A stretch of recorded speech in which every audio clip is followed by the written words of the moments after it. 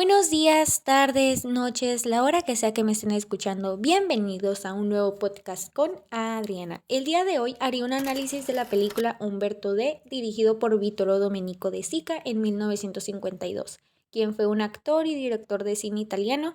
Nació el 7 de julio de 1901 y falleció el 13 de noviembre de 1974.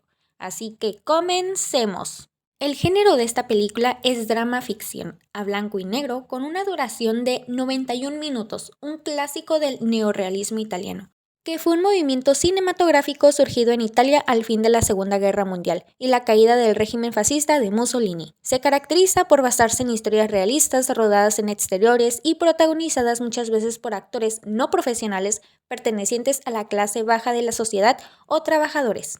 Las películas neorrealistas venían a mostrar los cambios en la sociedad italiana de la posguerra, donde la pobreza y la precariedad estaban más que presentes. Entre los principales exponentes de esta corriente tenemos a los directores como Roberto Rossellini, Luchino Visconti, Vittorio De Sica, Giuseppe De Santis y el guionista Cesare Sabatini.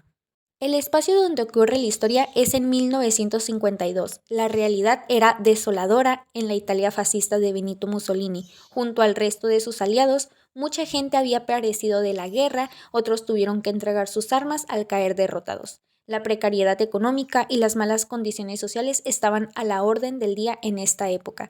La película se rueda en las calles del centro de Roma, en el Panteón y alrededores, como en los platos de Cinecittà en los estudios de Roma en octubre de 1951, cuando el país todavía no se había recuperado plenamente de las secuelas de la Segunda Guerra Mundial.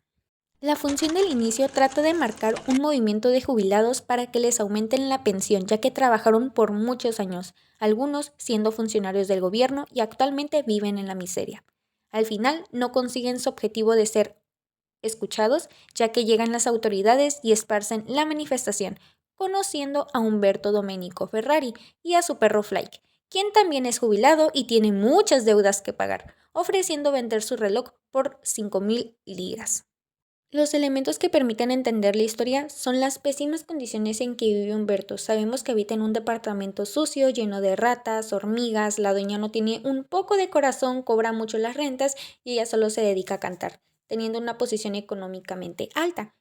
En cambio, Humberto tiene 70 años, no tiene familia, no tiene amigos, al que la pensión no le alcanza para cubrir las necesidades básicas propias y las de su mascota. En sí solo cuenta con una amiga verdadera, aparte de su perrito, la criada María, una soltera que le revela estar embarazada de 3 meses, pero no está segura de cuál de los dos soldados es el padre, si el alto de Nápoles o el bajo de Florencia. Humberto, incapaz de pedir limosna a los extraños en la calle, aparte que debe pagar 15.000 liras para seguir viviendo en ese departamento, decide salirse del lugar. El consejo de despedida que le da Humberto para la criada es deshacerse del novio de Florencia, que pensará en su futuro y en el del bebé.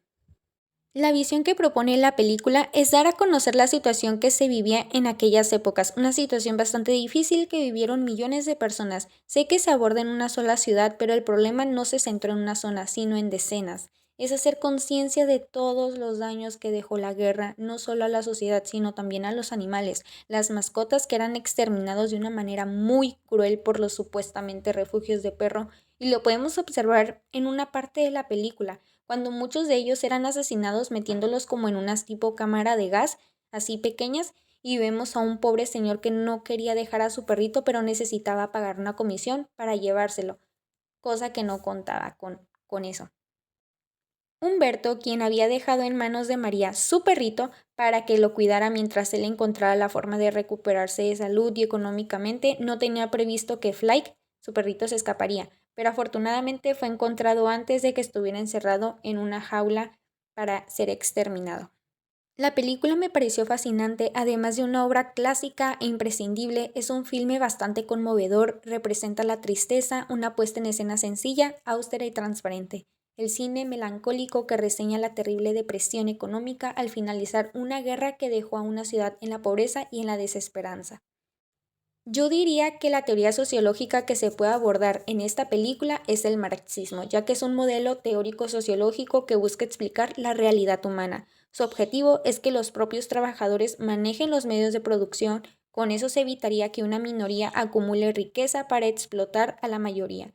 Así se pretendió trazar un camino para acabar con la lucha de clases a través de la construcción de una sociedad igualitaria, que según Marx, esta sería la sociedad comunista.